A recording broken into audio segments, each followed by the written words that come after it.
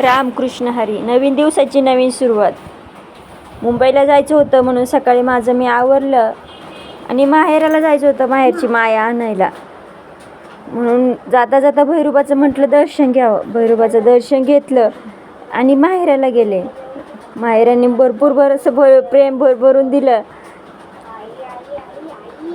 अक्काचा अण्णांचा आशीर्वाद घेतला आणि पुन्हा घरी जी पिशवी भरून दिली होती ती गावामध्ये ठेवली आणि गावातून येताना चिकन घेऊन आले.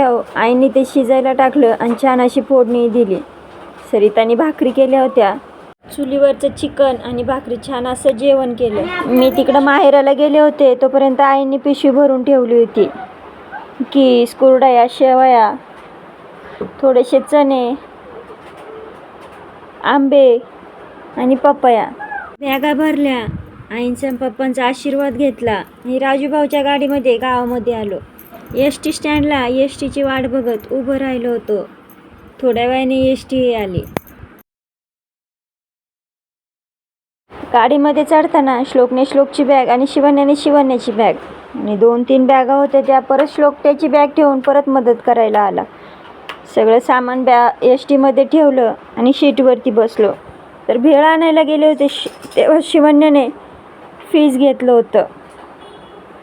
मला दे थोडं म्हटलं तर दिलं. म्हटलं सेम ॲपलसारखं लागतंय ग. म्हणते ॲपलचंच आहे ते. दोघांनी दोघांचे ड्रिंक पिऊन घेतले आणि आमचा प्रवास चालू झाला.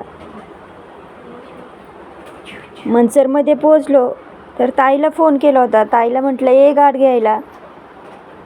तर ताई मनूला घेऊन आली होती. मनसरमधून गाडी निघली आणि पावसाची सुरुवात चालू झाली. पुढं गेल्यावरती डोंगरावरती बघा कसे ढग उतरलेत. डोंगराला पांघरून घातलंय जसं काय ढगाने. आणि खिडकीत बघायची बसण्याची हौस बघा शिवण्याची. थंडी तर वाजतीये पण बसायचं पण आहे. म्हटली मला तुझं स्कार्फ दे, कानाला बांधून बसते मी.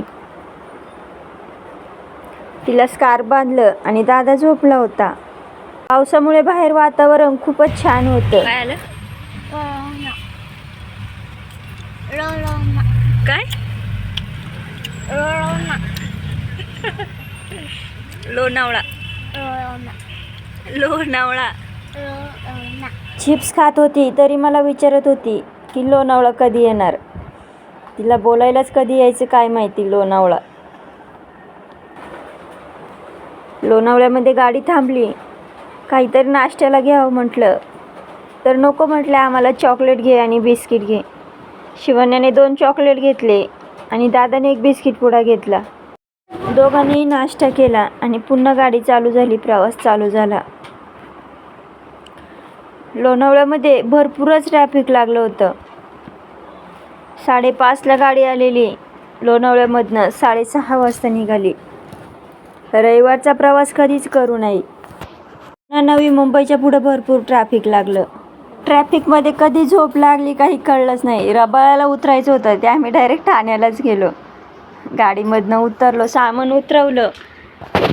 पोचायला आम्हाला रात्रीचे 9:30 वाजले होते.